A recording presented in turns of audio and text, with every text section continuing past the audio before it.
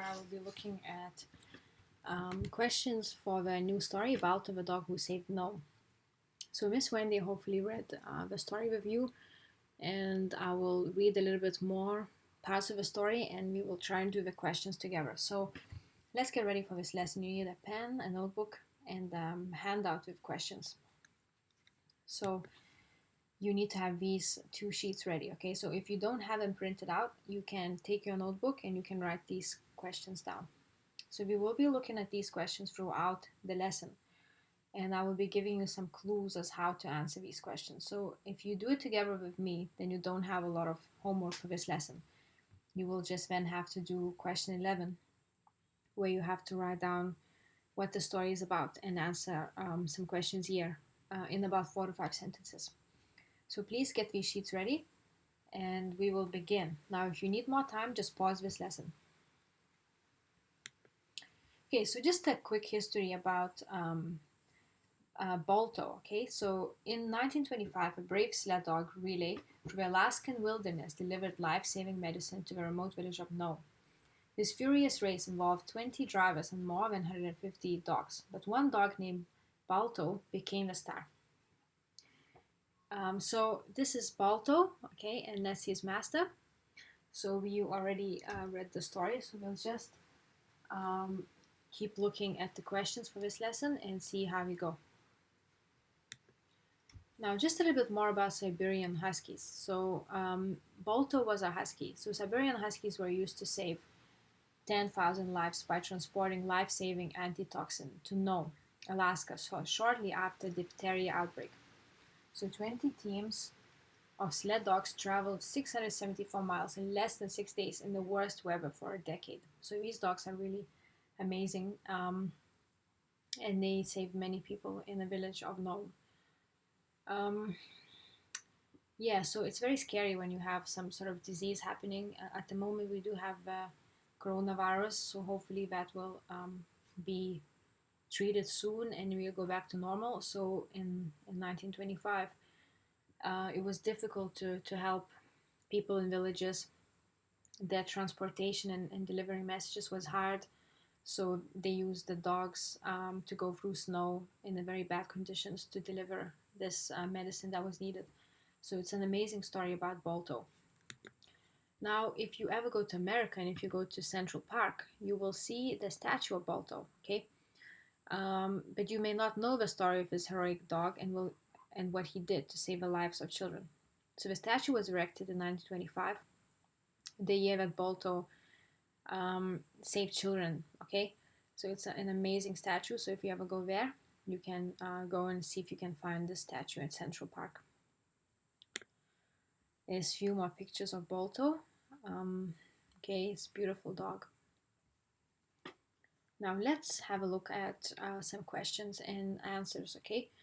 Now I will talk to you through these questions and hopefully you can get most of the answers during this lesson. If you don't, then you can go back to this lesson again and listen and see if you can then try to answer them. So first of all, this is a narrative nonfiction. Narrative nonfiction is a story that tells about real people or real events. So this story has happened in real life. So Balto did deliver the medicine needed, and many people survived because of this dog. He was very special, and he was able to help many people. Now, let's have a look. So, I will read a part of this text that perhaps will give you some clue. So the first 3 questions are here. So what was the problem at the beginning of the story in the city of Nome? Now, all of these questions are on your sheets that I sent to you. But if you don't have these sheets, you can write these questions into your notebook. So first question, what was the problem at the beginning of the story in the city of Nome? Now, I'll go back and I'll read the part that may have some clues for you. So, a terrible sickness had broken out in the Nome area.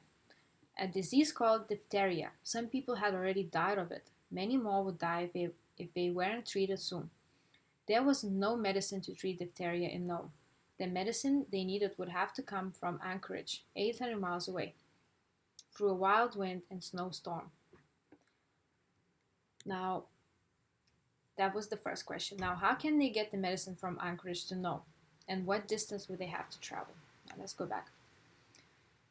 So, the medicine they needed would have to come from Anchorage, 800 miles away, through a wild wind and snowstorm. The storm was so bad that airplanes couldn't fly through it, trains couldn't get through either. Nome was very near the sea, but the sea was frozen solid, and the road from the south was completely blocked by deep drifts of snow. There was only one way to get the medicine from Anchorage to Nome, by dog sled. Okay? Now, so I've read the part that possibly would have some clues to answer these questions. Now you can go back and pause this lesson and see if you can read this part again and find the answers. Now I will go to the next questions. Now you can stop this lesson if you need more time and continue answering these questions. Now, the next question, how many teams of sled dogs were there? So this answer would be on this page. The medicine was packed in a box and sent north by train, as far as train could go on the snowy tracks. It was still more than 600 miles east of Nome. From now on, teams of dogs would have to take it the rest of the way. The teams were ready. The first team pushed north through the storm to a little town. There, a second team was waiting. It went on another small town where a third team was ready to take the medicine further. Okay, so this was question 4. Now let's move on to this page and the following questions. There are 3 questions that you need to think about. What are the names of the people who led the teams of sled dogs? Who was Gunnar Kazan? And who was the lead dog in Gunnar Kazan's dog sled team? So let's go to that page. Now, at first, the teams managed to go many miles before they grew tired, but the storm was growing worse by the minute. Finally, Charlie Olsen's team staggered into the little village of Bluff, 60 miles from Nome. They had only gone 20 miles, yet Olson and the dogs were almost frozen and completely worn out. Gunnar Kazan and his team were fighting in Bluff. The wind screamed through the little town. The snow was piling up deeper and deeper on the ground. Now, but Kazan knew how important medicine was. He knew that hundreds, maybe thousands of people would die if they didn't get the medicine soon. Besides, he knew he didn't have to go all the way. Another team was waiting 40 miles away in a little village of safety. That team would take the medicine the last 20 miles to Nome. Quickly, Gunnar Kazan hitched up his team of dogs, and at the head of the dog line, he put his lead dog, Balto. Balto was a mixed breed. Now, so let's go back to these. I have read some part of the story of that page, and hopefully you were able to pick up the answers to these 3 questions. Now, if you haven't, you can go back and have a look again at this part. So, who were the people that led the team's sled dogs? Who was Gunnar Kazan, and who was the lead dog in his sled team? So this is all on this page. Now, next questions.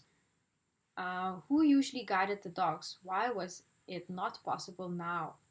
So let's look at this page.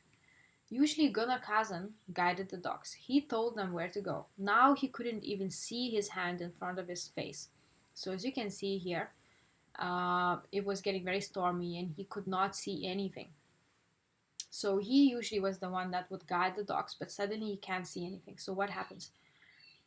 Now he couldn't see his hand in front of his face, so everything was up to Balto. So Balto, as you remember, is one of the lead dogs, right? The dog, the big black dog would have to find the trail by smell. Then he'd have to stay on it no matter what happened. Okay, so Gunnar Kazan was just sitting back here, and he let the lead dog Balto lead the team of dogs, hopefully to the right direction by using smell.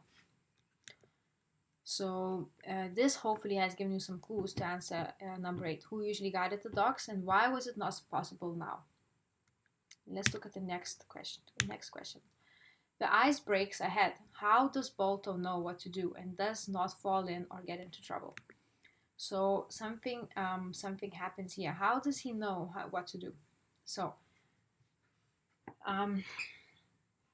The team had been moving across the ice for hours. Suddenly there was a loud cracking sound, like a gun going off. Kazo knew that sound. It was the sound of ice breaking. Somewhere not far ahead, the ice had split apart. If the team kept going straight, they would run into the freezing water and drown. Balto heard the ice crack too. He slowed for a moment, then he turned left. He headed straight out to sea. He went for a long time, then he turned right once more. Balto was leading the team around the icy water. Finally, he gave a sharp bark and turned north. He had found the trail to Nome again. Now the question is, um, the ice breaks ahead. How does Balto know what to do and does not fall in or get into trouble? So, as I read this part, the answer is in this part. So how was he able to get away and away with it and not fall into the ice, into the cold water, and not get lost? So obviously he's very smart and he's got very good smell and he can feel and what's happening. He can see. He can understand a lot. He's quite an amazing dog. So what did he do? There's some things that he did in here, and you can pause it and have a look again. Now, next question. Suddenly there is another problem. What happens? So question 10. Soon the trail left the sea. From now on it was over land.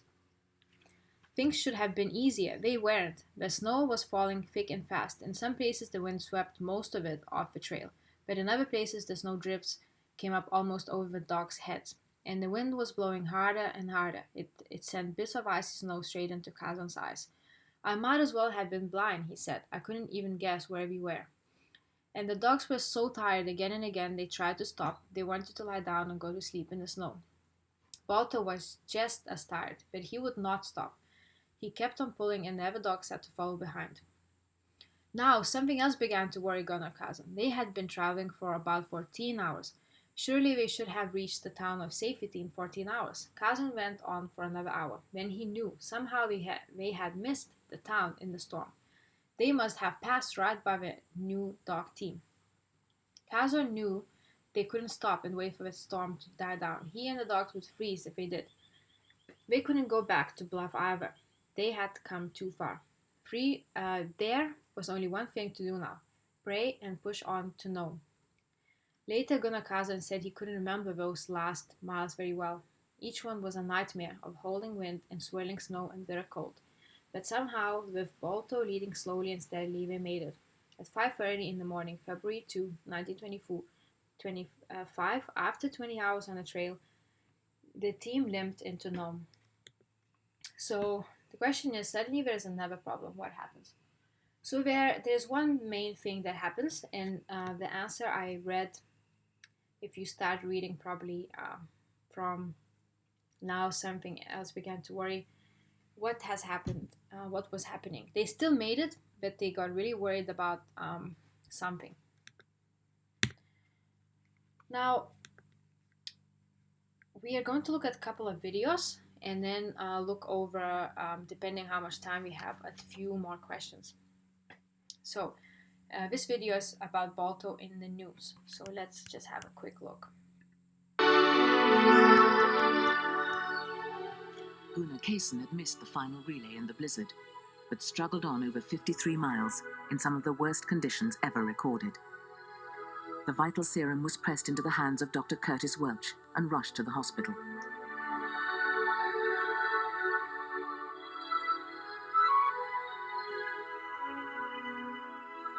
The children of Nome were saved. And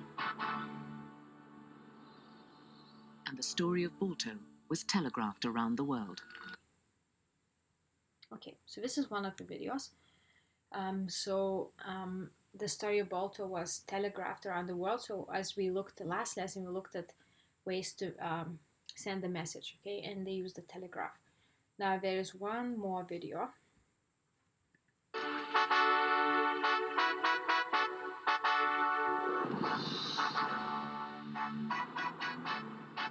This morning, Gunnar Kaysen and his lead dog Balto mushed the last few frozen miles into the plague-ravaged township of Nome in the far north of Alaska. Working in relays, 20 dog teams have rushed the serum in a record-breaking 5.5 days across 700 miles. In the early hours of February the 2nd, 1925, Balto led his sled team, near blinded by the whiteout, into the stricken township. Okay, so that's one more video. Now, both of these videos are about Balto being in the news and black and white videos from 1925. Now, if you can open your notebooks and see if you can answer these 4 questions. Now, I know that you got homework sheets.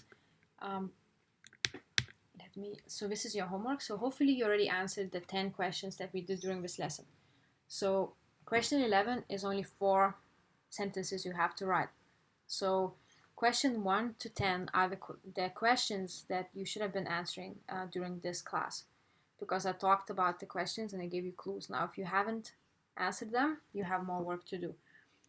So let's just go back to this one, and if you could pause this, okay, and see if you can answer these questions. Now, I will go through these questions again next lesson. So how did Gunnar, Kazan, and Balto save the city of Nome?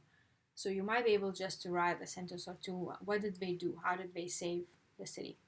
Question 2. How do the map and illustrations help you understand what it was like on the trail from Bluff to Nome?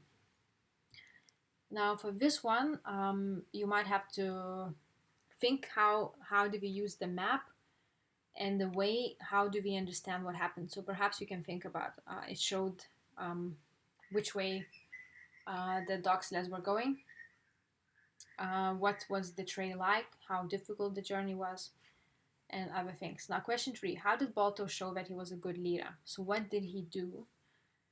You have to remember that the ice broke. What did he do? How did he brought the team to Nome? How did he make it? What did he do? And question 4, who do you think was more of a hero, Gunnar, Kazan, or Balto? So this is your answer. So do you think that the dog was more of a hero or the person? So this is your opinion. We will check these. Next lesson. Okay. So don't forget to do also these questions, question 11, and we will talk about the answers for the other ones next lesson. Okay. So this is it for now, and I will talk to you soon.